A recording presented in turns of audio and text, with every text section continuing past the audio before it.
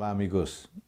No capítulo de hoje, é relatado um fato ocorrido durante o breve reinado de Abias, chamado também Abiam, filho de Roboão.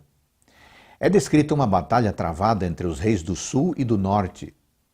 O poderio militar e estratégico de um reino sobre outro é contrastado. O verdadeiro culto em Jerusalém, o legítimo exercício do sacerdócio ordenado por Deus e seu serviço adequado são exaltados. A relação entre obediência e prosperidade é exposta, assim como a decadência daqueles que persistem em não render honra e lealdade a Jeová. Se nos referimos ao livro de 1 Reis capítulo 15, vamos achar alguns versículos que, em síntese, nos declaram algumas palavras sobre o período do governo de Abias.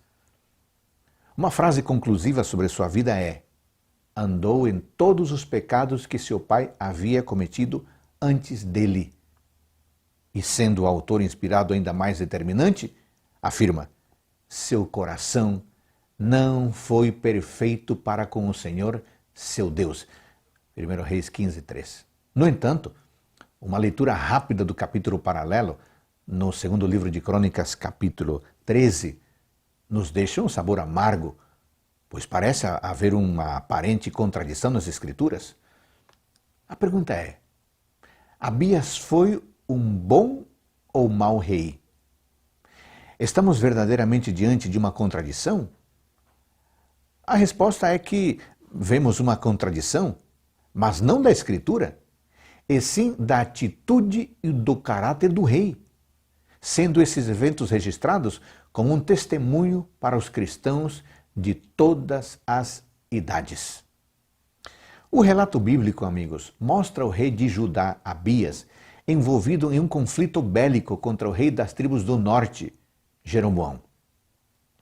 Um primeiro quadro o coloca em uma situação militar desfavorável, com um exército de 400.000 homens, sendo superado pelo exército de seu adversário de 800.000 guerreiros fortes e valentes. Essa desvantagem numérica estava longe de assustar a esse espirituoso rei, do qual a Escritura declara que foi quem começou a guerra, versículo 3. E que, além do mais, não se acovardou de antecipar ao rei de Israel que antes do início da batalha, a vitória já era deles, versículo 12. Por outro lado, o rei Jeroboão, inabalável, aguarda o início do combate. Anos antes, esse líder havia sido chamado e escolhido por Deus para servi-lo. No entanto, até então, ele tinha um histórico de conduta impiedosa, ousada e blasfema, evidenciado por todo um sistema de falso culto erguido nas cidades de Betel e Dan. A cena o descreve equipado com um exército de 8.000 homens, 800.000 homens, mais ainda como um hábil estrategista, que por um descuido de Abias e produto de uma engenhosa emboscada, deixou o rei de Judá e seus valentes guerreiros rodeados, tanto pela frente como pela retaguarda. Abias, longe de ser vencido, mais uma vez se lembra de quem é o líder de seu exército. A palavra de Deus nos diz que eles clamaram ao Senhor. Clamaram ao Senhor e que Deus os entregou nas suas mãos. O texto também afirma que o êxito e a vitória existiu porque eles se apoiaram no Senhor. Uma reflexão, digamos assim, precipitada, apresenta Abias como um exemplo do rei digno de ser imitado.